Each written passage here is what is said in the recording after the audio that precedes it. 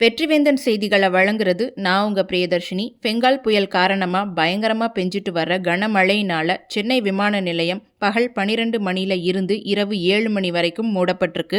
இதனால ஊரு விட்டு ஊரு, நாடு விட்டு நாடு போறதுக்காக விமான நிலையம் வந்த பயணிகள் எல்லாருமே உள்ளுக்குள்ள தவிப்போட நின்னுகிட்டு இருக்காங்க. பெங்கால் புயல் எதிரொலியா காலையில இருந்து நிறைய விமானங்கள் ரத்து செய்யப்பட்டிருக்கு. மோசமான வானிலை காரணமா ஒரு சில விமானங்கள் பெங்களூர், ஆந்திராவுக்கு மாற்றம் செய்யப்பட்டிருக்கு. இந்த மாற்று ஏற்பாடுகளை விமான நிலைய அதிகாரிகள் மேற்கொண்டுட்டு இருக்காங்க. சென்னை முழுக்க தொடர்ச்சியா கனமழை பெஞ்சிட்டு வர்றதுனால ஃப்ளைட்டோட ரன்வே, அதாவது ஓடு பாதையில மழைநீர் அதிகமா தேங்கி இருக்கு. இதனால பயணிகள் தரையிறங்கினாலும் அவங்கள அங்கிருந்து விமான நிலையத்துக்கு கூட்டிட்டு வர்றதுல ரொம்பவே சிரமம் ஏற்படும்னு விமான நிலைய அதிகாரிகள் சொல்லியிருக்காங்க. காலையிலிருந்து நிறைய சிரமத்துக்கு மத்தியில பயணிகள் விமான நிலையத்துல தங்கியிருக்காங்க. மாற்று ஏற்பாடு எல்லாருக்கும் சீக்கிரமா பண்ணி கொடுக்கப்படும்னு தெரிவிச்சிருக்காங்க. இது தவிர விமான நிலையத்துல காத்திருக்கிற பயணிகள் எல்லாருக்கும் தேவையான உணவு வழங்கப்படும்னு அதிகாரிகள் தெரிவிச்சிருக்காங்க.